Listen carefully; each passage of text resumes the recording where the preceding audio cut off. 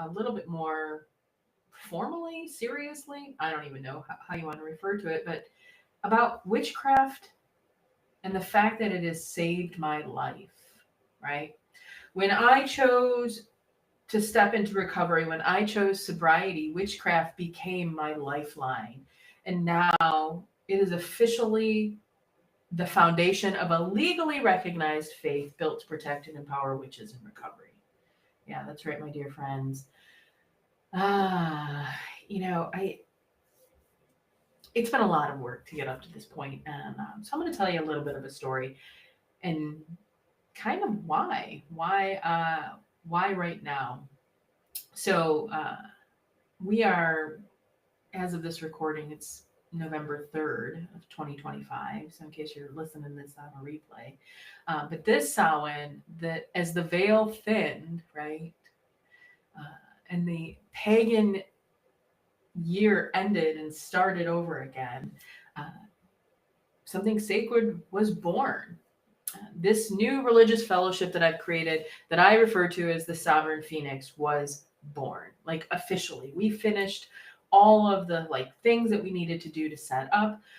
It is based here out of the state of Michigan, where I am from, and it is a religious nonprofit that has been created to provide legal protection for spiritual recovery and community for witches, just like me and all of you that I would assume are listening across the nation.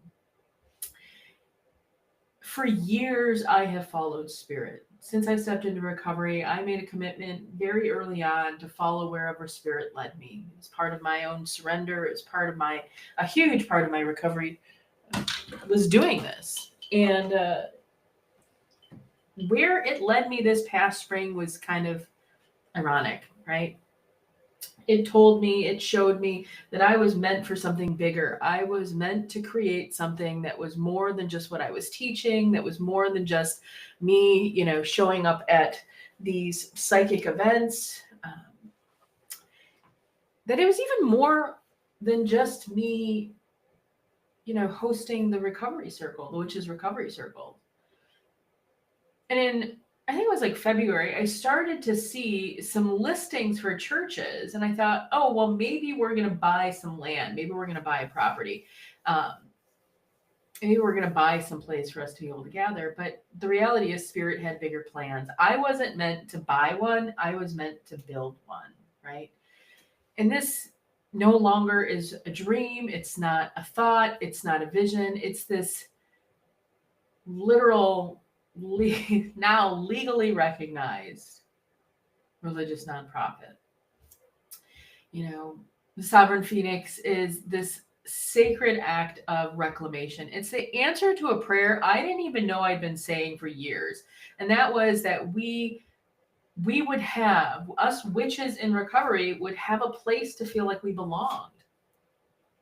When I started my own recovery, 2019, it was witchcraft that kept me alive, kept me aligned in it, kept me centered in my sobriety, up until the point,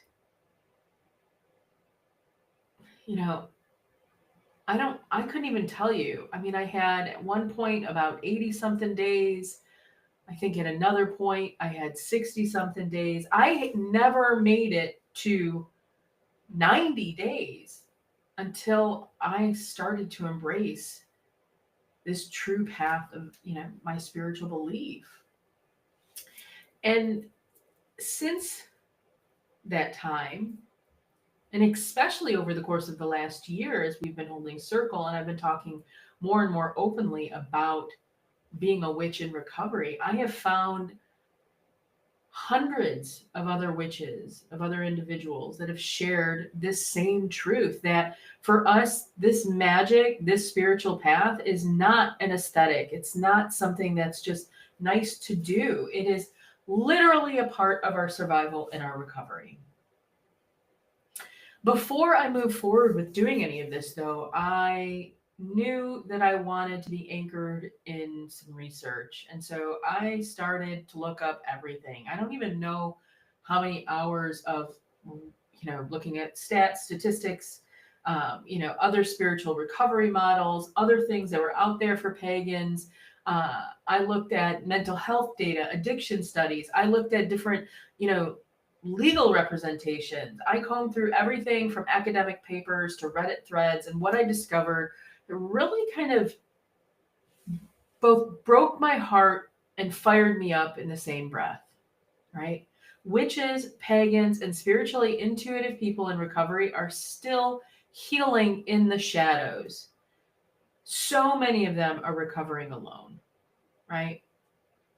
A lot of them, if not almost all of them, are afraid to talk about ritual, about tarot, about astrology, about past lives, about Akashic records, about human design, about all of these esoteric terms, about ancestor work, the generational work. They're afraid to talk about it, even though these are parts, deeply rooted parts of what keep them sober. Everywhere that I looked, I saw the same patterns. Traditional recovery programs steeped in Christian language, and secular ones that stripped out anything mystical or sacred. And even some of the programs that claimed to be spiritual or were aligned with certain spiritual paths, right, that weren't Christian, were still afraid or weren't encompassing using the words like witch, spell, spirit, ritual, tarot, right? The research that I had found confirmed what I had already known in my bones or in my own soul, and is that witchcraft and recovery are both paths of transformation, right? Yet so many of us are forced to translate their truth into terms that other people are going to tolerate. There was no structured or protected program that was out there that allowed witches to recover like witches, right? Over time, I started to see this bigger picture too. The research started to show that I think the last time I checked, close to 2 million individuals here in the United States were identifying with witchcraft or paganism, like saying so, right? And then you look at the whole witch talk craze that kind of hit, and there was over 45 billion views that had used that tag. At the same time, addiction and mental health struggles among LGBTQ and neurodivergent people were rising. And we're not talking about just like increment, we're talking fast. And those are my people. That's our people, right? And they're being left behind. I've been asked often though, why a religion, right? Why not just create any nonprofit? And Spirit and I had this conversation, right? Like, should it just be no, it needed to be a religion. And why is because that is what it is. The path of the witch is not therapy, it's not coaching, it's not just a trend. It is a faith tradition, a worldview, a sacred way of life. It holds a cosmology that honors the divine within each and every single one of us. It honors the universe around us.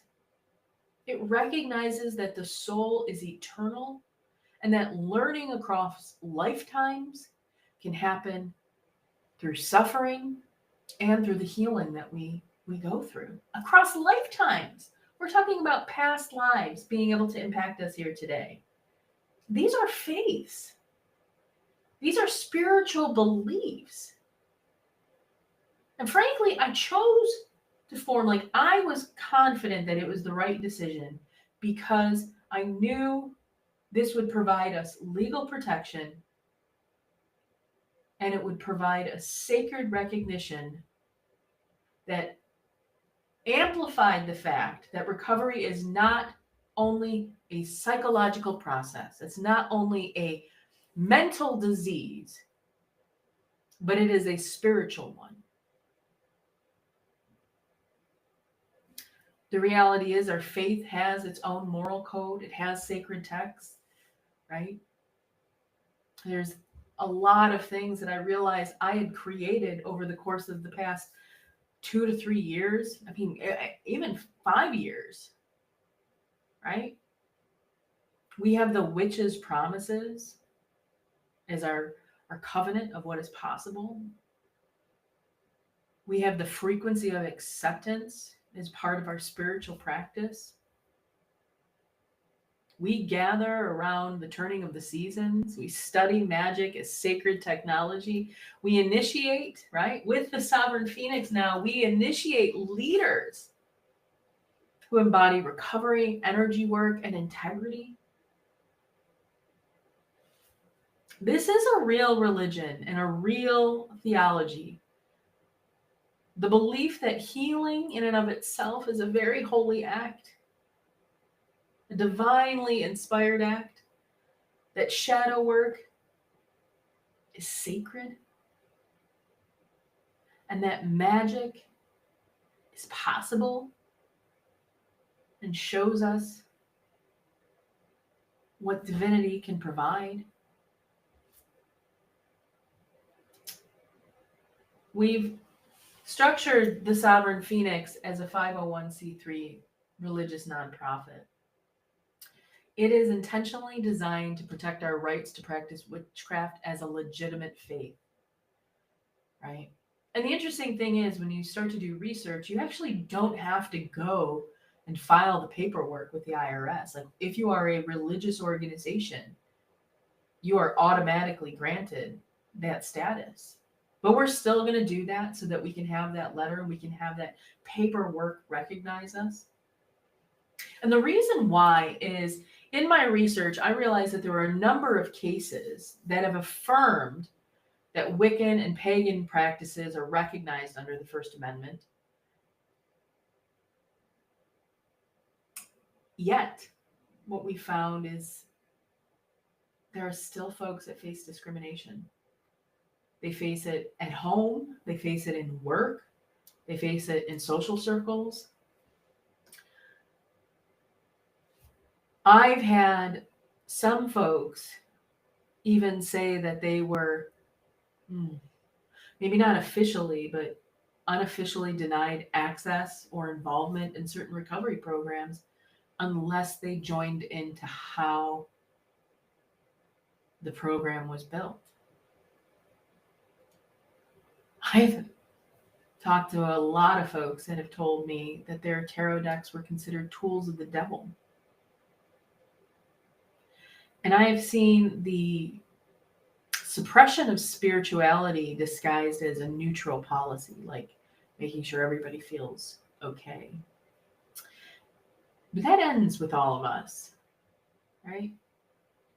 If witchcraft is what kept me sober, then it has to be protected as my religious practice. And it's going to be protected as yours as well. The other beautiful thing that I really, really love about being able to do this is that the Sovereign Phoenix affirms that transgender, queer, and non-binary identities are a sacred manifestation of the soul. It's like having a religion protect however it is that you want to show up in the world. Because we recognize body autonomy as a spiritual sovereignty. And we hold divination, ritual, and spell work as sacred expressions of spiritual intelligence. Our community is no longer asking for permission to exist. We're asserting our rights to exist, to heal, and to be recognized. The evidence is clear.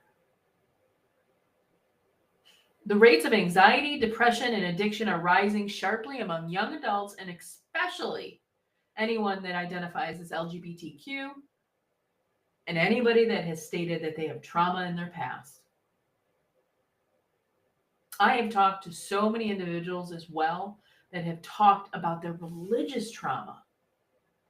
And there are studies now that are showing religious trauma syndromes reveal that being exiled from one's spiritual identity can deepen addiction and despair. So let me tell you what that means. That means that if there's an individual that is out there that believes in witchcraft, believes in this spiritual path, and they walk into a recovery community and they have another religion pushed on them, or they have their beliefs questioned, it can deepen their addiction and the despair and the hopelessness that they feel. In contrast, there have actually been studies on ritual, tarot, and embodiment that show that spiritual practices can reduce stress, they can regulate the nervous system, and they can help us process trauma. When we use ritual to release pain or tarot to understand our emotions, we're not escaping reality, we're integrating it. These are not just mystical acts, they are psychological tools that heal the soul.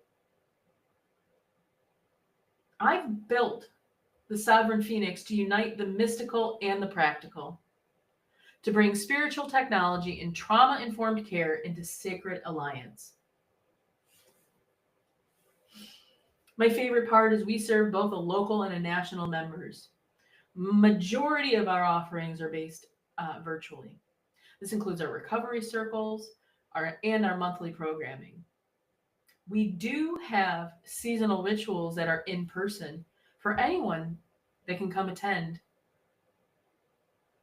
We're based in Detroit, but we're open to witches everywhere. I love that we've been able to partner with 2 recovery community organizations here in Wayne County, Michigan, Passenger Recovery and the Recovery Action Network of Michigan, to bring all of this spiritual work into public. Membership is now open. Anyone can apply. You can find us at thesovereignphoenix.com, join, or even make a donation, because maybe this just sounds like something you'd like to get behind. We're planning our first official initiations in the spring of 2026. It'll mark the beginning of a new lineage of initiated witches in recovery.